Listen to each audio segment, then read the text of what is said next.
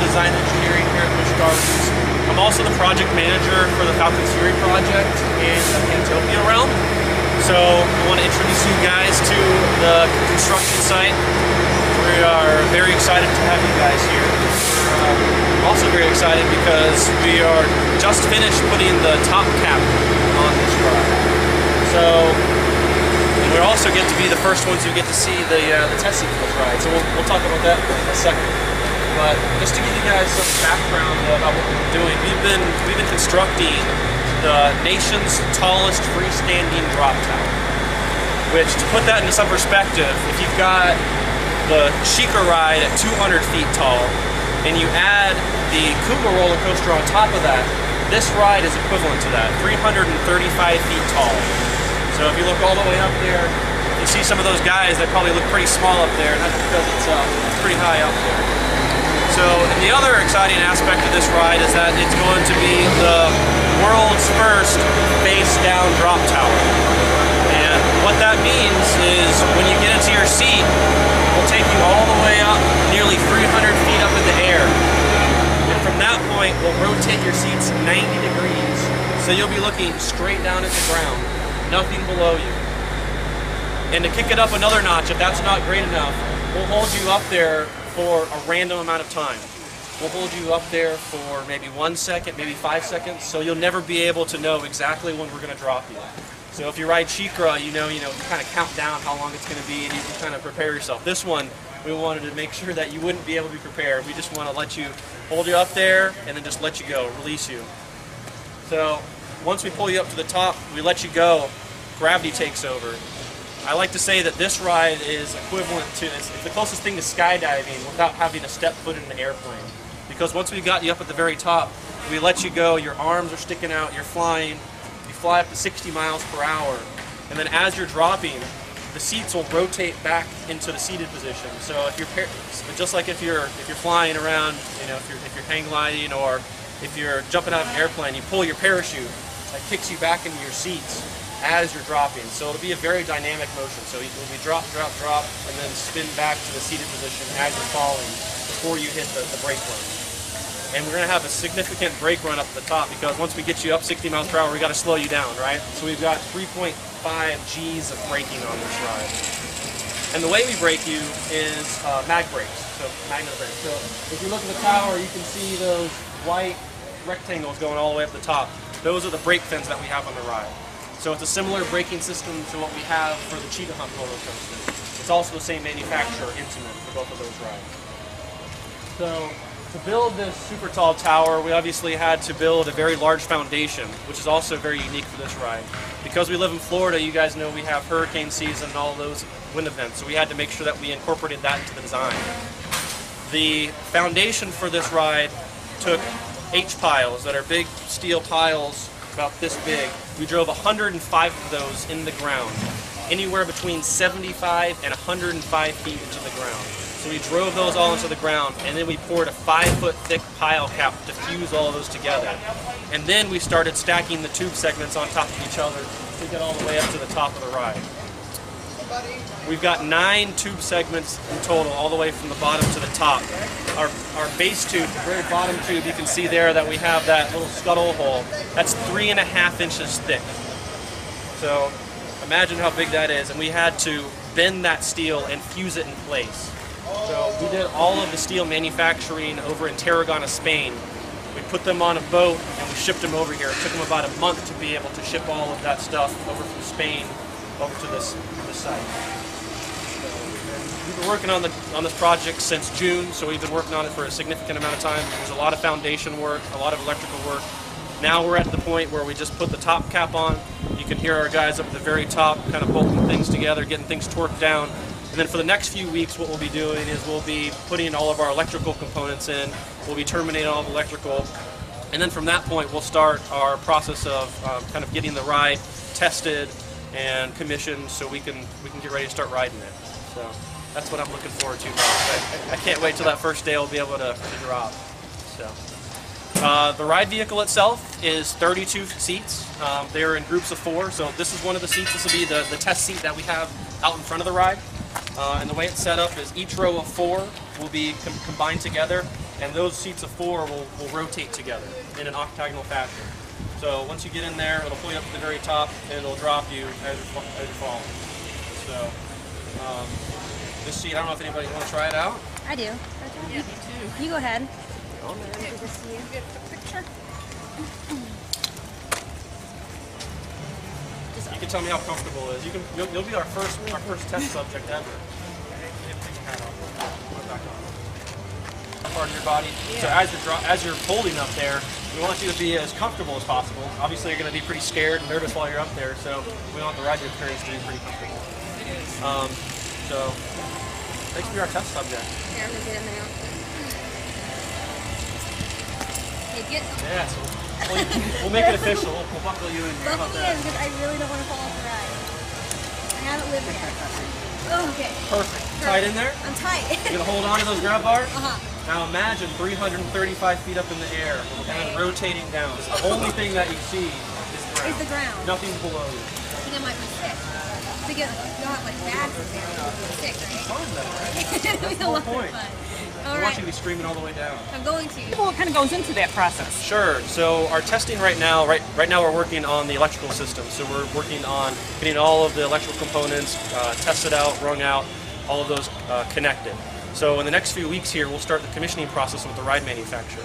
And what that entails is we've got to get the ride vehicle as well as the catch car, which is what connects the ride vehicle. We've got to get that assembled on site. We've got to start testing out all our motor system. We've got to test out our drive system. We've got to test out the control system. And then we get the fun part where we actually start being able to lift the vehicle and start dropping it and doing those tests. So that process will take a little over a month, probably a month to 2 months for us to be able to get all the testing completely done. Since this is a world's first ride vehicle, we want to make sure that we get all of our testing completely finished before we start putting all our test dummies on there and start testing out the biodynamic analysis for the ride. So it's a lot to come, but we're excited about where we're at right now. How did you all decide to bring this ride here? Like, what was the process as far as bringing Falcon Fury? You know, Busch Gardens is well known for all of our amazing roller coasters that we have out here. You know, especially in the southeast area, there's no one who can compare. So we wanted to take that up another notch for our thrill rides. We've got lots of amazing rides that we have here, but we wanted to take something that no one has ever done before and really will set Busch Gardens apart from anyone on the map. Up to this point, SheiKra has been our big bad roller coaster, and once this opens, SheiKra is just going to be a stepping stone to Falcon's Fury. Now I saw like this ride here. I don't know what it was online. Is like a few of y'all's roller coasters like put together, like that tall or that big. Yeah, yeah. So a good example of how tall Falcon's. Go ahead. A good example of how tall Falcon's Fury is. If you take SheiKra, which you can see SheiKra in the background there, that's 200 feet tall. If you put our tower for Cheetah Hunt, our Wind Catcher tower on top of that's 102 feet. And then if you put our Air Grover roller coaster on top of that, then you put another 6 feet on top of that, that's how tall this tower is. So it's pretty incredible view from up the top there. It's a different perspective. Anybody who's ridden SheiKra, you know you're looking down on everything else around the park. Now when you ride this ride, you're looking down on top of SheiKra. So it's a very unique view. Yeah, the ride time itself, you have a specific time. The ride time itself is a little over 2 minutes. The free fall time is about 5 to 6 seconds. So when you get home, think about how long 5 to 6 seconds is. Scream that out in your bedroom. That's a long time. You almost have to catch your breath because you're screaming for so long. So it's going to be a good free fall for sure. How does the brake system work? So the brake system works. It's the technical term is an eddy current brake. It's just a magnetic brake system. So what you see along the tower up there, those white components are brake fins. So those are like a metal fins. And on the outside of the ride vehicle itself, we've got magnets. So you think of magnets repelling against a piece of metal. That's how that works, just in a large succession as you're dropping down.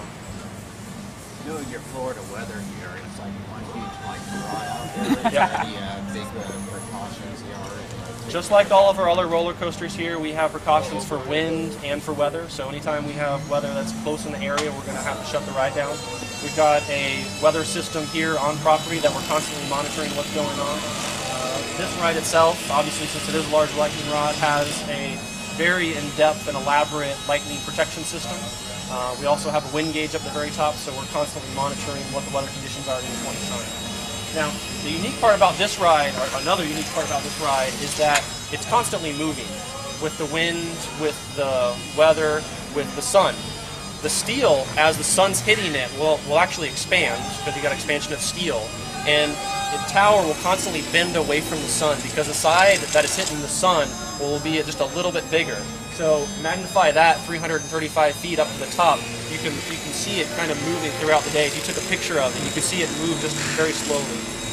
And in high winds, we've had winds up to 45 miles per hour so far, and the top of that tower will bend 3 feet in any direction in high winds. So you want to bend, not break. Yes. 5 more minutes.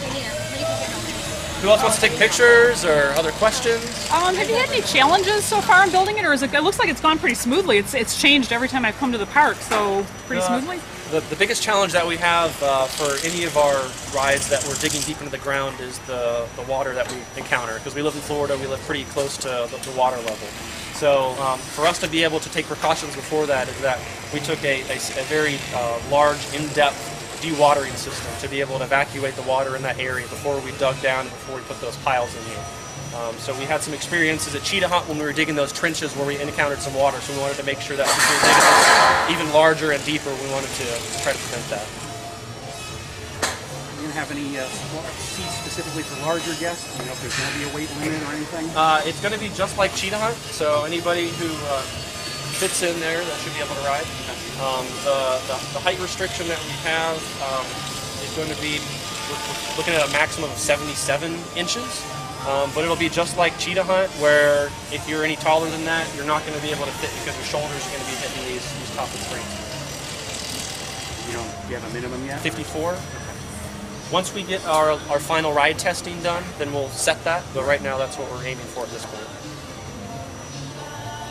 So as you can see also in the background what we're building, you can see the queue building, so that wood structure over there. It's a very similar queue orientation to what we had there when the Sandstorm ride was sitting there. So you'll enter from the left side here, you'll queue into that space, and then you'll enter in on either side of the drop tower in groups of 4. So as you enter in, you'll be in batched in groups of 4, groups of 4, groups of 4. You'll enter the ride, you'll ride, and then you'll exit towards the gift shop on that side. Do you have an estimation on when this is going to be ready other than spring? Right now, spring. So we'll announce the opening date very soon.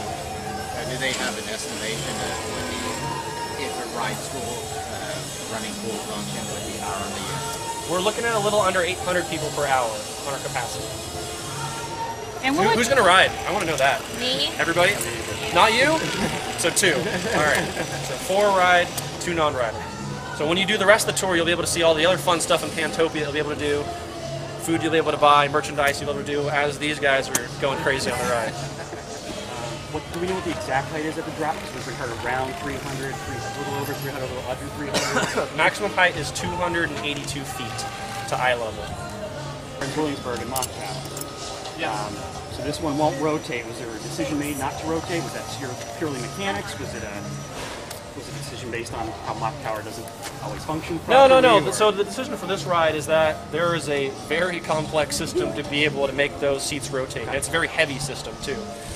To be able to counterbalance the ride vehicle and the catch car itself, we have a counterweight on the inside of that tube that that's 68 tons. So imagine how that ride vehicle on the outside weighs that much. So as we're dropping and falling, we want to make sure that we get the best experience, but spinning's not going to be part of that. You'll be able to see miles and miles away. Oh, right. Will this tower have an observation mode like they do in Mock Tower? They turn in Mock Tower? Currently, we're not planning on observation mode. I think that's all the time we have. You guys may have to go. Is there lights on the tower? The lights on the tower are going to be on the ground, shining up at the tower.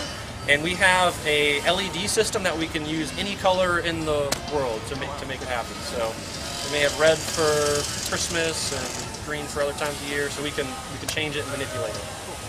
All right. Thank you guys. Thank you. As far as construction is. Ooh, that's a loaded question. If you think about how many people have worked on it from the very beginning, we have concept designers, we have architects, we have engineers, we have fabricators over Spain, Slovakia, Germany, all those getting those rise components, bringing over here, and then on site we've got throughout the process had over 100 different people working on the site. It takes a small army to be able to create such an amazing